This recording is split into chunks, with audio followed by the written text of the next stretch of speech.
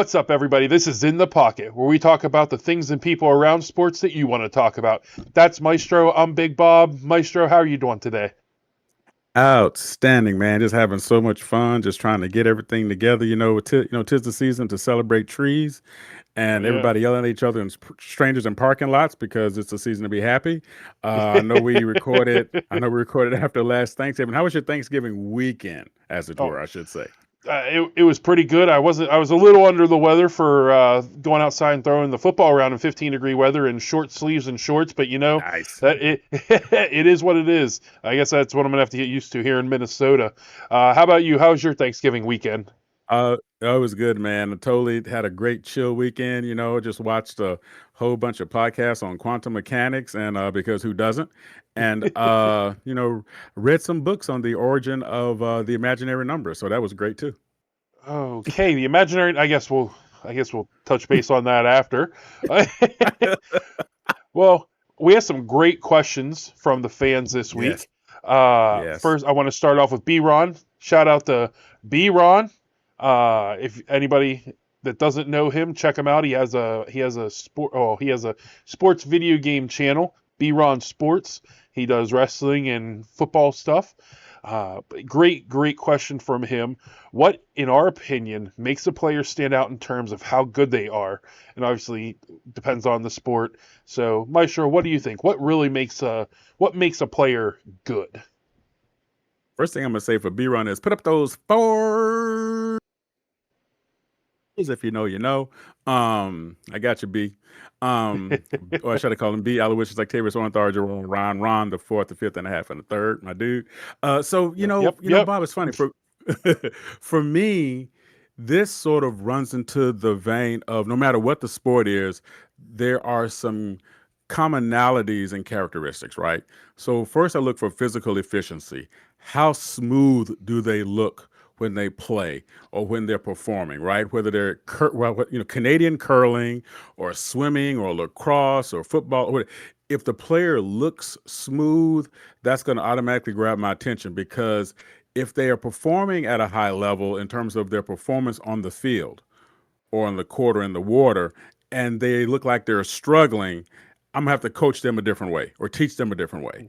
If they're performing at a high level but they look natural or smooth while they're doing it, then I can coach and teach something else because they obviously have some more gears they can go. For instance, when you look at Ken Griffey Jr. play the outfield, it just looked like it just like he just looked like he was in his living room, just like catching a ball that he's thrown to the ceiling. Right, he looked really smooth with it.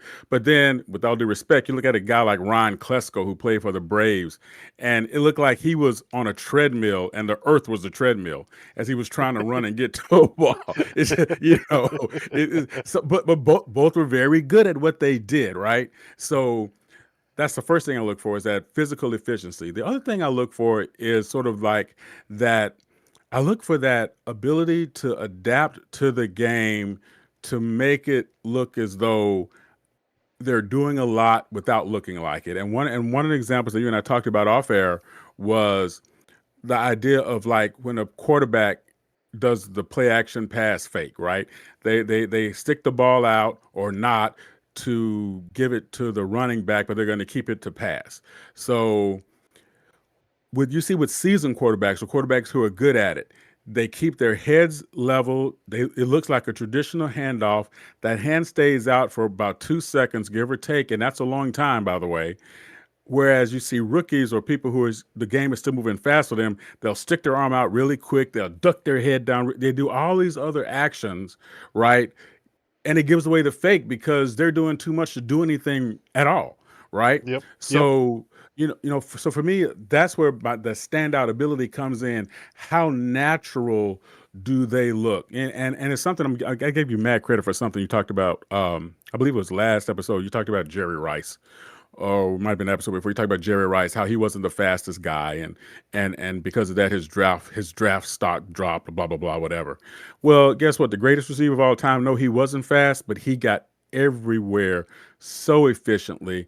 And when you hear cats talk about trying to guard him or trying to cover him on a route, how impossible it was because he knew how to move, how to use his body. And when you look at it, it's so funny because in a way, he looks like he's moving in slow motion, and everything is just crumbling around him as he goes into the end zone, as he scores a Yeah. touchdown, as he catches a pass. It just looks that way. So for me, as a standout player, those sort of like the primary things. No matter what the sport is, those are the primary things that I look for to see how natural do they come across, how efficient are they physically, and lastly, I will say this: their ability to adapt to the game, to change what they're doing, to make it fit or make the game fit to their will. And those are the people who are hyper exceptional, the guys who can, or the ladies who can take over a game and make the game theirs. No matter what else is going on in all the other positions, they know how to step into the ball, step into the puck, step into the whatever at this particular point, make this mine to not only will my team to victory, but they physically manifest that victory through their actions. Yeah. So what do you Yeah. think, buddy? I'm going to make it real simple. Can they lead their team to a win? And when I say that is I'm not saying necessarily having to dominate an entire game, but when their Right. team needs them the most, can they get it done? Um, and Robert Ory. yeah, I think it can be as simple as that. Is can I trust this guy? And obviously, when it comes to like football, we're primarily speaking on quarterbacks. Can this guy go out there and get us down the field to get us the points that we need in the final 2 minutes? Um, is Baker Mayfield the greatest quarterback ever? No, but he's going to go out there and he is going to find a way to win the game. Now, are there times I'm going to use Brett Favre as an example? Are there Hmm. times that is going to cost you the game? Absolutely. I don't think a lot of people have Brett Favre in their top five, top 10 quarterbacks of all time.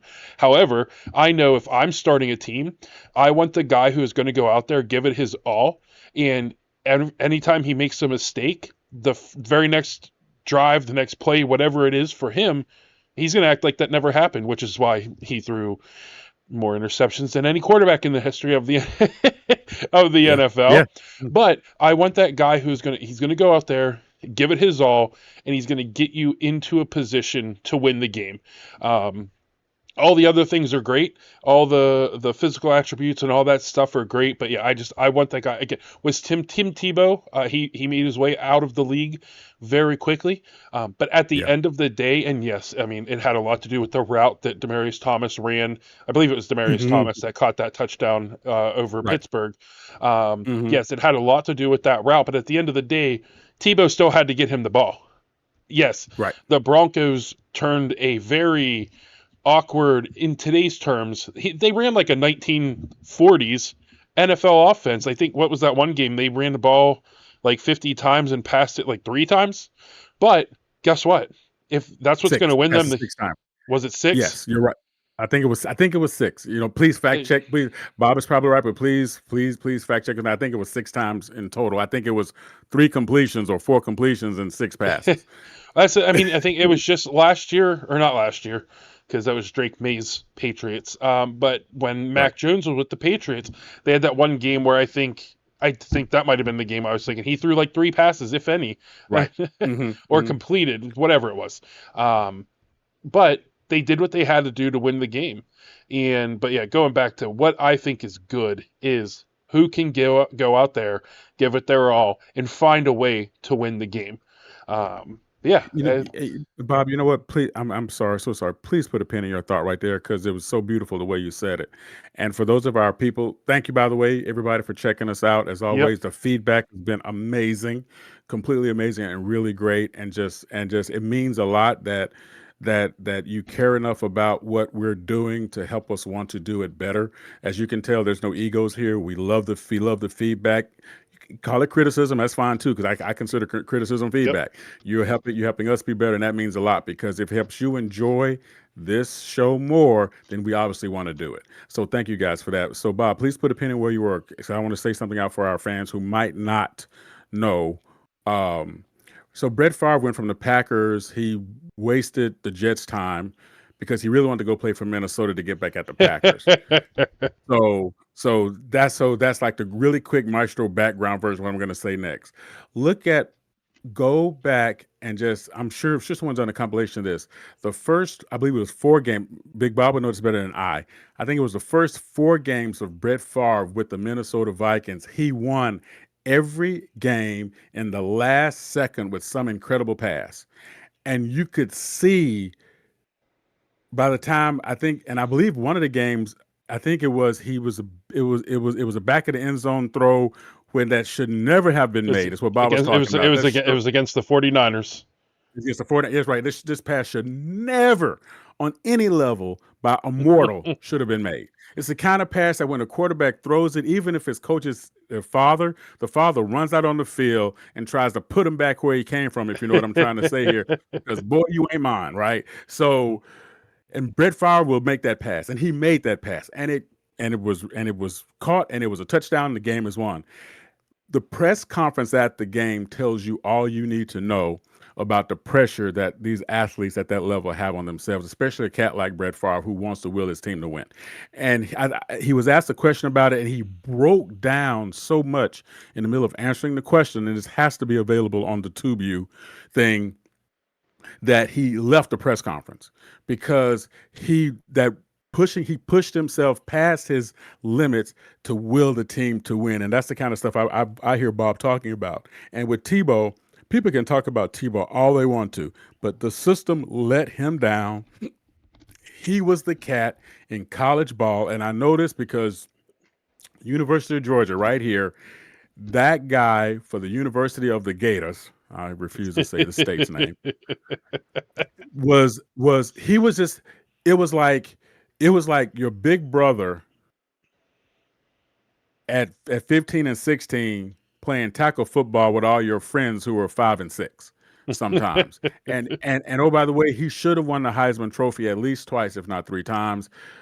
That's just a whole nother podcast. I'm not going to get in that soapbox right now. He was done wrong by the voters who were jealous of him as a person, and all of that stuff came out as coaches started ratting each other out about what they did to keep him from winning the Heisman the second time, and then what would have been a third time.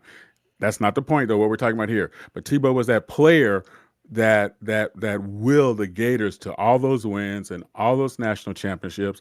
And there's a reason I will never trust or believe in Urban Meyer, because he had that guy as quarterback and did nothing to develop him to make him better. This is another show. I know that's not the question we're talking about now. I'm getting off the ramp. I'm getting off the ramp, boo. I promise. So, but those are cats that appeared to be reckless, but just did what they needed to do in the moment at the time to pull their team to victory. Yeah, absolutely. And that's not to say Florida, I will say the name. They had some very, very, very talented players on that team. But I don't know if another quarterback that season when they was it Ole Miss that they lost to? I can't remember. They lost the game they shouldn't have lost, and Tebow gave that really passionate speech. I don't know if there was another quarterback that could have pulled their team out of that. Like his passion for the game was so intense. Like I don't think they lost another after that speech. I don't think they lost another game that season. They won a national championship. They did. Like for some teams that can be a heart-crushing loss, and he said not on my watch, and they went on. They're not like Penn State where they lost to Oregon in double overtime, I believe, and then went on a 3-game losing streak. They went on, added 3 more to that losing streak. Anyway, I can't. Let's not talk. Penn State, get it together. Get it together. Yeah. We're sitting here right now recording this episode. Penn State still hasn't announced their maybe we'll have a special episode to complain. Sorry.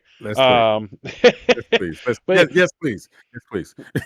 And oh, by the way, dude, that Tebow speech, it was after the Ole Miss loss, where he said to the Gator fans and everybody in Gator Nation, I'm sorry. I'm extremely sorry. We were hoping for an undefeated season. This was my goal. And he went on from there. And so, but he was the kind of guy that could be the lightning rod for that team, and he ended it with, and you will never see a team play harder than we will for the rest of the season. Just like you said, God bless, and that reality of what that meant. And that speech, by the way, is played, it's memorialized there Yep. in the room where he gave it and the whole nine. Players learn it in Florida that's still connected to the history. Mm-hmm. But just look up who Tim Tebow was, then look up who his coach was at the time. Talk about yin and yang, evil and the good angel and the bad angel. Anyway, no pun intended. Too Mm-hmm. soon? Too soon. Okay. But that being said, though, he was able to be the lightning rod to not only on the field but off the field too to bring his team to victory. And I'm shutting up. I promise. He is the last thing on him. I do, because it's not. This wasn't a Tim Tebow question or a episode, but here we are. I do. He is another player that I would have loved to have seen play in today's NFL, where coaches were more Yes. willing to tailor Yes. offenses to their Yes. players. But yeah, And let's. and one passing camp, not just going to work it out with Trent Dilfer, which Trent Dilfer tried, but Trent Dilfer, Trent Dilfer knows football on a level that very few people do. God bless Tim Tebow. He hadn't been around that. He hadn't experienced that because he was always so good. So him going to take quarterback lessons from Trent Dilfer is like a tuna sandwich going to learn, quantum mechanics from like Einstein. It's just, dude, it's not going to work. You No love offense, quantum but mechanics, don't you? I do. You know what? I'm going through this thing now because I made the mistake of reading one of my last dissertations and all the stuff I wish I would have put in it, and now I'm just like I'm addicted, man. It's like it's how I relax now. It's my love language. It's my love language. Well, okay, B. Ron, thank you for that question. Great Yeah, B-Ron, question. appreciate you, bro. Moving on from a new guy, one that I haven't heard a lot from, at least from our Sim World days. Juice Cool name. asks, yeah, How cool is that? absolutely. What kind? freaking What cool. kind? What kind is he? It don't matter. He's the juice, baby. He's the juice. It don't matter what kind. You gonna love it no matter what, boo. We're gonna kind of stick around that how good a player is type with this Right. question, but he is asking, when it comes to basketball, what essentially is more important, the eye test or the advanced stats? And I love the way he asked that question. yeah, I'm sorry, Big Bob, because I'm getting goosebumps because of how cool he asked that question. Because he specifically said advanced stats. This is a cat that gets into the meat and potatoes of what stats are supposed to mean to put together the picture of the player. And so I'm getting goosebumps again. I just love the way he asked that. So Juice, good on you, boo. That was great question. And I basically just ran all over my partner Big Bob. He can slap me around later. Okay, so when I saw that question, so I put myself in scout mode, right? When at an age where people can send you videos through social media or do all those things now, right? Because we can get instant production and instant views on. Like I can do a dunk in a game, and it's going to be on Facebook in 7 seconds, right? So you're like, oh, look at that Maestro dunk, right? But here's the thing, though. As a scout, the reason that I would always beg my organizations to let me go see this person is because I'm going to say quite obviously, but that's not the way I mean it. So I'm going to apologize for the misuse of this phrase. It's obvious they can play if they're putting up numbers. Yep. And again, obvious is in quotes here, okay?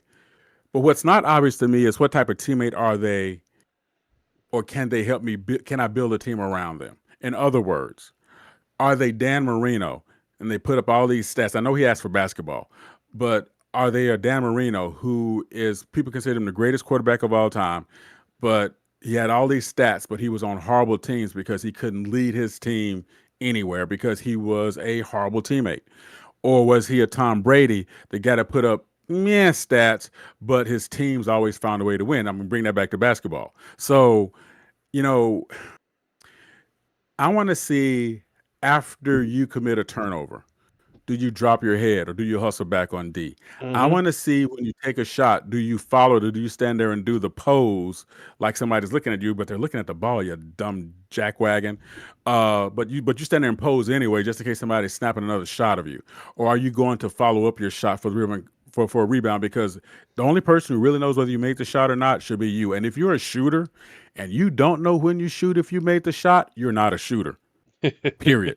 You can at me all you want to, but you're just basically smoking smoke. So you're not doing anything. So for me, the stats will tell me one side of you in terms of your ability to perform within those particular frameworks. Even though the charge is not a stat, I want to know about if you can take a charge. So Hmm. and yes, I'm going to keep lobbying for the charge to be a stat until the day I move on to Maestro Heaven. But the reality of it is, I need to see you because when you're called out of the game, does your head drop? Do your shoulders slump? Are you cheering on your teammates? Are you passing information on to your coach or to teammates about what you're doing? Those things tell me when I get you on my team, I have one, an involved and capable player, but more importantly, two, I have someone I can trust to help make the team better because that player is going to come off the court. They're going to say, Coach, they're doing this, blah, blah, whatever. He's making me do this, blah, blah, blah, whatever. He's going to give me another view from the combat zone. Bad pun, I apologize, of what's going on that I don't get from the sideline, so to speak, right? So he can tell me how are they shaping their defense so I can now reorganize how I'm calling the plays or when I start drawing up the plays, what I need to do. So the eye test to me is all important. And oh, by the way, if you foul out of a game, that's going to tell me something too. How did you foul out? What, were there mental mistakes? Was it just physical mistakes? Did the ref suck? And then when you get to the sideline after you foul out, did you dap everybody, or did you just kind of mope over to your side of the corner, sit back, slouched up, and put the towel over your head?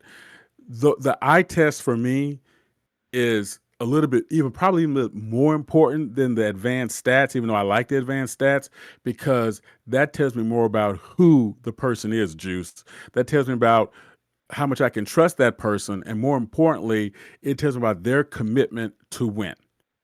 Whether they're up by 40, down by 30, do they still play the same? Or are they, or if the teammate's supposed to make a cut, they make the pass assuming the cut's going to happen. The teammate doesn't make the cut. Do they throw their hands up and kind of show out their teammate on the field, or do just kind of give them like a tap in the chest, like we'll get it next time, and you move on? So for me, the eye test is very, very, very important. I hope I answered your question, Juice, from my side anyway. Yeah, I mean, I think it's one of those things where it's a combination of the both. A combination of the two. Like the advanced stats are great and everything, but I want to stick to that because I think it's going to tie into our final question. What I really love is that all three of these questions that we had tonight are all kind of tie into each other. Top But shit. Top you shit. got that eye test where I feel like it is so important when you. I used this example last week. I'm going to use it again. You have Jameis Winston and Russell Wilson, and sorry, Hmm. Juice, I'm going the football route as well. You have Russell Wilson and Jameis Winston on a team together. If Russell Wilson goes out there, makes a mistake, what you're probably going to see is him going over to the sidelines, sitting down and moping about it. If Hmm. Jameis Winston goes out there and makes a mistake, he is going over there to like, it's all right, we'll get him the next time. Or if your teammate makes a mistake, it's all right, man, we're good, we got it. We got another drive. We got another drive. We can keep on going. That eye test is so important because no matter how good you are, if your teammate, especially who is supposed to be the star, is Yes. moping around and their morale is down, your morale is going to be down just because you see them, you see the way that they're acting and all that, and you kind of match their energy. Um, Yeah. it's one of those things where, yes, again, the advanced stats great and everything. I mean, all stats really, they're like you said earlier, anybody can really put up stats. Not anybody, but anybody. They can put up some stats, show off a little bit. But that eye Hmm. test of, are you really a good teammate?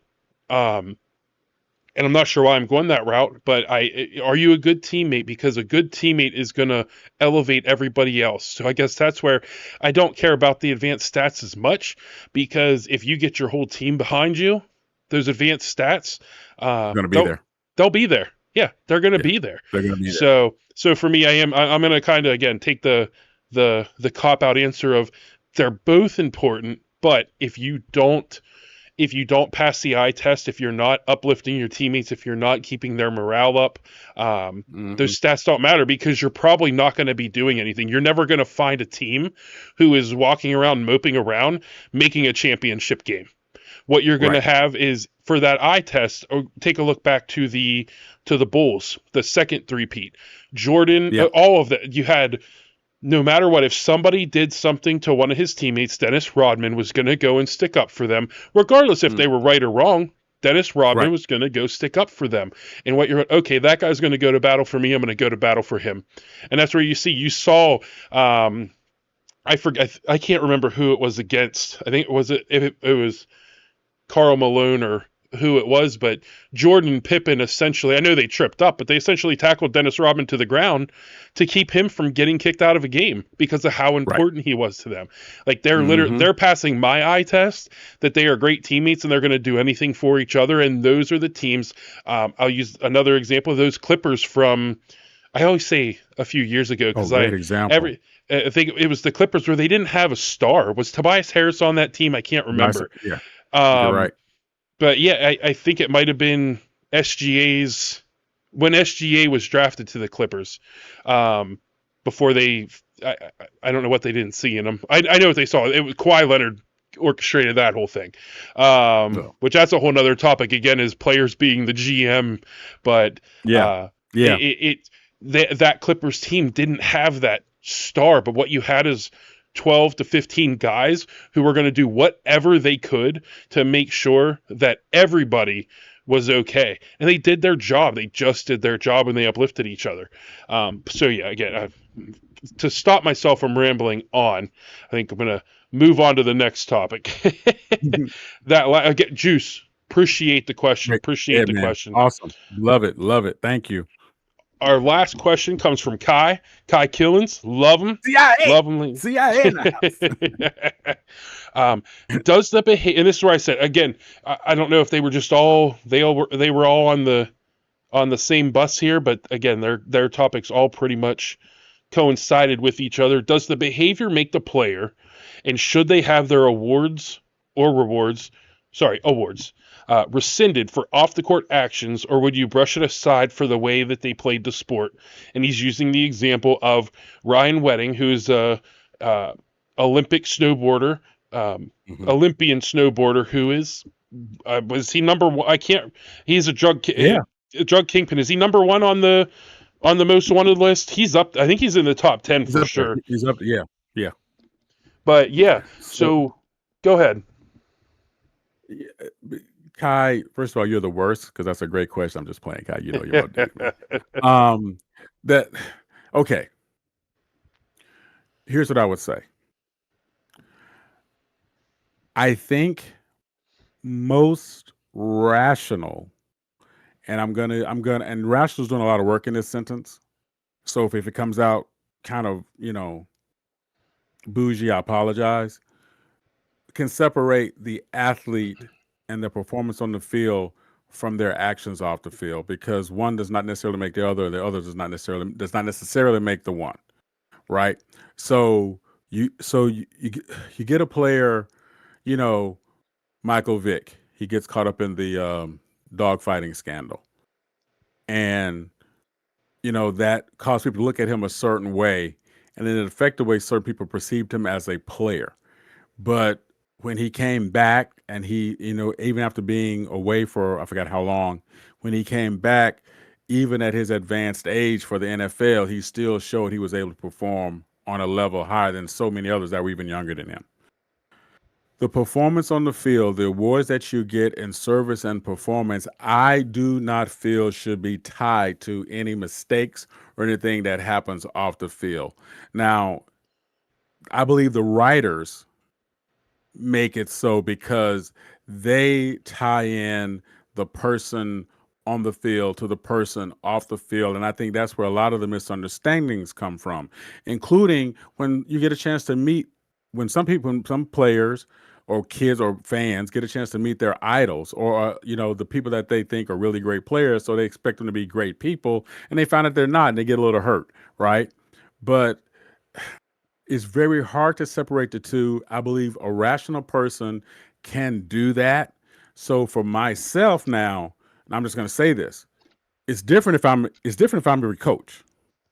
It's different if I'm on the team with you, because if you got mess going on off the field, no matter what happens, it's bleeding into the locker room. It's bleeding into us. And although your performance might be top shelf and top tier, I'm kind of looking at you quick wise with the side eye. So I'm probably not the only one. Therefore, it could cause a problem on the team. So how much of your on the field play is lifting up everybody else, and all of a sudden you're making the team so much better, and off the field you're out there kidnapping, baby monkeys and baby geese, and pinning them to a chalkboard and selling them online on in Timu or whatever. Yep. So I don't know why we said Timu. I don't know where that came from. I apologize. But Peter, first of all, no baby monkeys or baby ducks were harmed in the making of this podcast. Okay, so just please. But so kind of such a great question, because it catches us at the heart of who we are as people when we see people perform in a way that's so amazing, and then we find out stuff about them away from that performance. We kind of look at them differently, right? That's probably human nature, I guess. I don't know. I guess it's human nature. So, but should your awards be taken away? Absolutely not. You still earn those. Yeah. You still did what you had to do to be the MVP, to win the Heisman, all those other things. So, yeah, I don't believe they should be taken away. Yes, my man might be a drug kingpin and might be in the FBI's top 10 list, but he still did those things. If you want to call snowboarding a sport, then we should also call lawn mowing a sport too.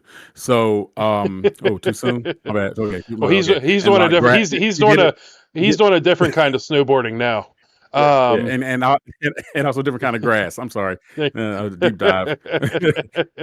If you know, you know. But yeah, that being said, that's kind of where I'm at with it, Kai. Yeah, and I'm usually we find out these things about players well after the fact.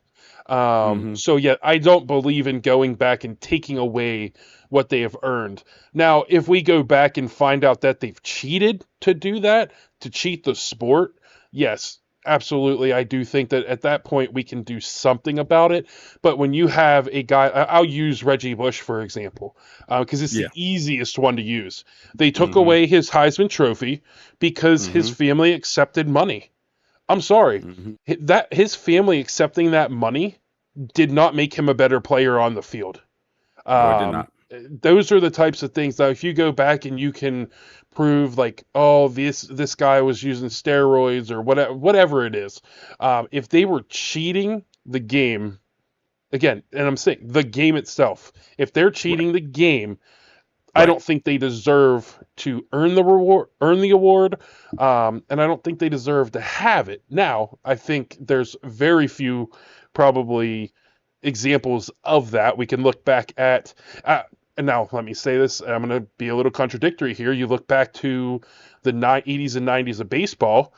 I Right. don't know if you can, and I'll use wrestling as well. Obviously, it's a professional, it's sports entertainment. Yeah. Um, we talk about steroids so negatively, and they are. I don't agree with steroids. I don't think people should do steroids. It should not be allowed. Whatever. But they were so accepted at the time that I don't know if we should be holding that against Barry Bonds, Sammy Sosa, Mark McGwire, all the entire Oakland A's team. Wrestlers, they talk about, oh, they were doing steroid, blah, blah, blah. Yes, but it was widely accepted in those particular sports that I don't necessarily feel like in those cases it was okay, that it's bad, but it was just accepted. We knew it was happening. We like to go back and pretend like, oh my God, I can't believe blah blah blah blah. Like, come on, go look at Barry Bonds. I used to have a poster. I loved the poster, and it didn't have anything to do with his steroid use, but it was a poster of a picture of Barry Bonds every single year from the time he was a rookie until the time that he retired. You can't tell me there wasn't something nobody knew this dude who came in looking like a crackhead, leaving like he was a sumo wrestler. I'm just go look at the pictures. It's crazy how physically different he was. That's not just from weight training. It's not. And we want to take those things away from him, not let him into the Hall of Fame because of that. Whatever. I It was accepted. We knew it was going on. It was fun at the time, and then we want to go back and talk about how bad it was. Now, I do, and I'm gonna also now I'm gonna sound contradictory as well because uh, I think that players are role models, and I believe that they need to show on and off the court or field or whatever, Do not snowbanks, disagree. whatever, that they need to in the moment. I'm not going to say I don't think that people should hold them accountable in the moment. And you didn't say this, but I'm looking at like a John Morant. Somebody needs to save him from himself Myself, yeah. because I nobody should be looking up to John Morant. I don't, but at the same time, is he doing what he needs to do on the court to win? The answer is no. And this is where that it's bleeding into, like you said, the what it starts bleeding into the team is when it becomes an issue. He is Mhm. such a distraction. He has been such a distraction for the last 3 years or so. It's like, hey, don't do this, and then you go out and do it. Hey, don't have a you shouldn't be posting pictures with guns. Oh, and then I'm gonna go post a picture with the gun because you told me I shouldn't. Or oh, now he's making hand. And I know people. Oh, they're just having fun. At the end, John Morant needs to read the room. The hand gesture, Oh, the gun taunting. Like he's doing it because he feels like he's untouchable, and we right. have to make examples of these players if we want to have if we want to really if we want these guys to truly be role models. But now I keep every time I say something, but I'm gonna contradict my I'm gonna contradict myself again for You're the gonna fourth time in a you're row. gonna contradict I the just gonna contradiction of keep yourself. doing it. Yes, yes, we shouldn't be looking up to athletes and actors and actresses, whoever. We shouldn't be looking up to them as role models. So now, again, I'm just going to keep contradicting myself. If John Morant is your kid's role model, that's a parenting issue. That is a parenting issue. So I guess for me, I guess I don't know what my answer is. Wow. But you know what though? I've just gone in Hey, you know, circles, and I've made my I'm calling myself wrong every time I turn around and calling that's myself why a this is such a hypocrite. great question. That's why this is such a great question. Kai, once again, this is why it's such a great question Yeah. because, we're talking past nuances now. Hmm. And oh, by the way, that's the maturity of our audience, obviously, and be that as it is. And again, we thank you guys for always taking the time to check us out, ask us questions, critique the show, let us know that you don't like, Maestro in that Blue Rangers t-shirt or whatever. It this is why we want to do this, to have these conversations because it's hard. And oh, by the way, and I'm gonna bring you guys, backstage a little bit. We don't do a prep for your questions. And No. by that I mean is this: we don't go and do Google, we don't go look stuff because the questions are so raw and on the point at a higher level that we try to pull from our library because we want our answers to be raw, unrehearsed, and unprepared because we think that that's speaks more to how we would talk about if we were just hanging out. Yeah. So, you know, um, and oh, by the way, Bob, as always, you trigger me because you talked about the NCAA, right? So I believe it was the NCAA Oh, that made the the I, NCAA. I, Oh, yeah, yeah. ugh. So again, I don't know, I don't know what our time is right now because I feel like we were doing good, and I'm not going to make us do bad. We're But doing great. okay, I'm going to keep doing great. But see, here's the thing about that question, Kai, that kind of stuck out when Big Bob talked about Reggie Bush. So the NCAA has nothing to do with the Heisman. Yeah. Made the referral to the Heisman of that he should not be allowed to keep that award. And here's where I actually really first started to really like Snoop Dogg because Snoop Dogg, who's a fan of USC, said he would have told Reggie Bush to say, "Y'all come get it. I don't know where it is." And Yeah. but Reggie Bush did the right thing. He handed it back. He gave it up, which really hits way too close on for me to talk about here because I'm going to get mad about it, and it's not the appropriate place and time. We can talk about it later. But him giving back that award really hits something for me from my freshman year in college, and it shows what kind of stand up guy he is, though, in terms of doing that. Even though it had nothing to do with him, And oh, by the way, here's how backwards NCAA is. From back in my days of playing, I'm not sure about Big Bob, but I could get a bagel as a player, and that's okay because that's considered a Yep. snack, I know where you're whatever. going. But if I was handed a cream cheese packet, Yep. now it moves to the face of being a meal, and I get cited as being in violation. Then my team gets cited because I received a bagel with cream cheese on it, which means we're in danger of losing games. I might be Mm-hmm. suspended. I could be kicked off the Yep. team. That's Who how dumb that the what NCAA. team within the last like 15 years there's a team, I can't remember which one it was, but there was a team that got hit for that. You know what? You're It, absolutely right. You're absolutely right. and I And oh cannot goodness, remember which team it was. I, I'm I'm sure here. we'll find out It, another time, but it was it's a that trigger. you're fine to have that. Here's that bagel, but you can't have anything on it. And oh, by So, the way, I'm talking for me 40 years ago. yeah. 40 years ago. So it still triggers me to this day. You know what else triggers me, Big Bob? I had one of my favorite teammates, even though he and I fought all the time to the point that we had to be separated. When at one point we were not allowed to ride on the same bus because we would actually get into a pull shirt, punch each other in the face, fight. But I loved being this guy's teammate. We were practicing. It's storming, raining, and we need to go from our practice facility to the main facility, and it's basically 100 yards. He's sick with a cold. I mean, he's snot booger nose down his face, sick, and he's getting the shivers.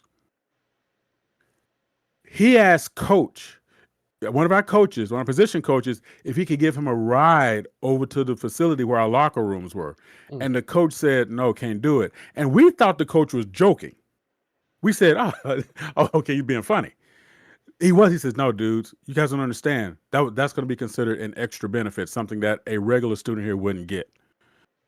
And it was like a slap in the face. Like, Mm-hmm. it's right there. My man here is about to catch pneumonia working out for the team because we have classes this afternoon. And he just wants to get back so he can get into the hot shower quick to get his body to calm down, get in front of our trainer so he can get some aspirin in him. But no, he couldn't get in the rain.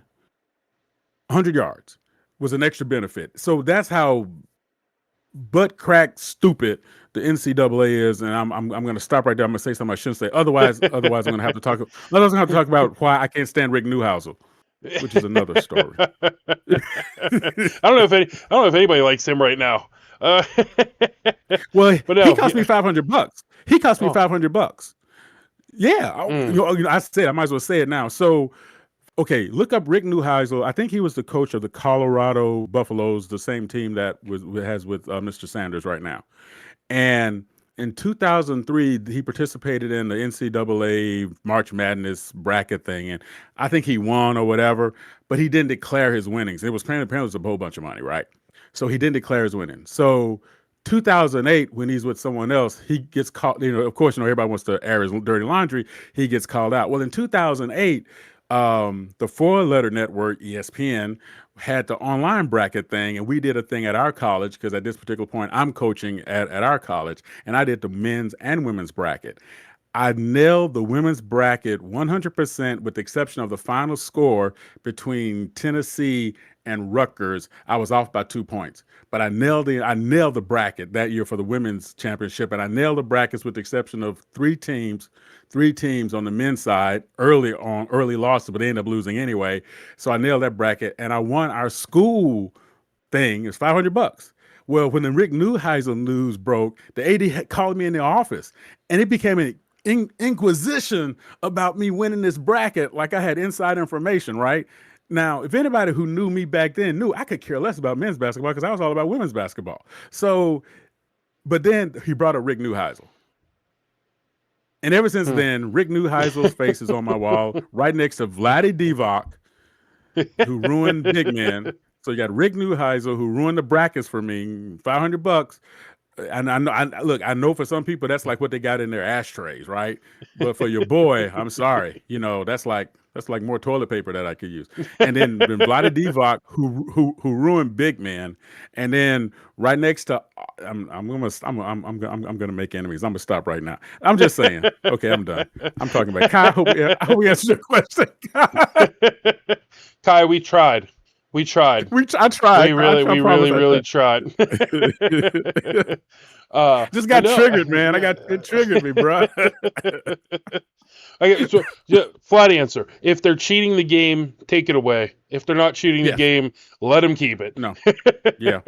Yeah. Right. Right. But Agreed. yeah, well, Maestro, I appreciate you as always. I do want to kind of, I didn't talk to you about this, but I want to maybe every now and again throw this out there for us to maybe give somebody a shout out, or if there's something we want to highlight for other people. I just wanted to give a shout out to, I have actually been following a guy on TikTok who loves to draw.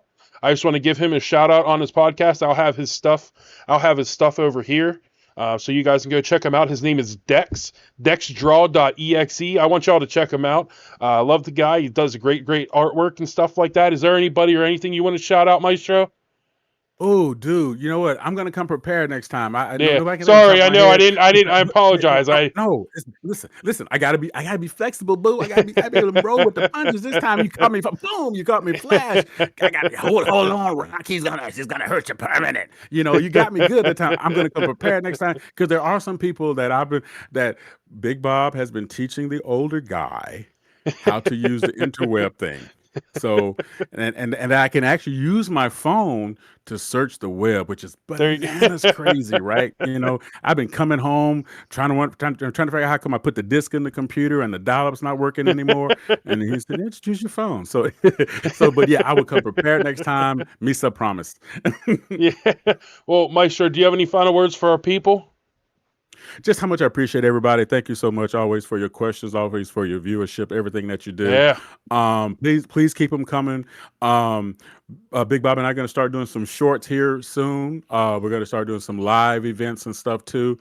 We promise to give you guys plenty of heads up on that. So, you know, make sure that, you know, you have all your, wait, don't tell me your alerts, right? Is that right? You have like notifications. I got you. Okay. There you go. I got close. There you go. I'm learning. See, I'm learning, coach. But yeah, make sure you have notifications and that, you know, hopefully that, you know, you can catch our live events. If not, we'll hopefully have them recorded. You could see it just because you guys have found a way for us to just, or I'm going to speak for Big Bob. I speak for me. You guys have found a way to help bring some light into our lives too, and I definitely appreciate it so much. So thank you. Absolutely. Yeah, if there's anything that you guys want to see from us, like you said, we're going to start doing some shorts, live stuff. Shorts can be anything. We're just going to do some fun things. I'll little spoiler. I went to get a new phone on Black Friday and ran across some packs of sports cards, football, basketball, and baseball at $5, $10, whatever. I'm like, yeah, sure, let me pick them up. So we might do some pack openings. It's not going to be a consistent thing, but hey, it was something fun to do. It's something sports related for you guys. A little what's the word? A little break from our talking. A little respite. A little respite, Tessitore, sir. A little respite. May I have another? But whatever you guys want to see, you guys just let us know. We're happy to do what you guys want. This is a podcast for you guys. So let us know. Keep the ideas coming. But Maestro, I appreciate you as always, everybody. I hope you have a great rest of your week.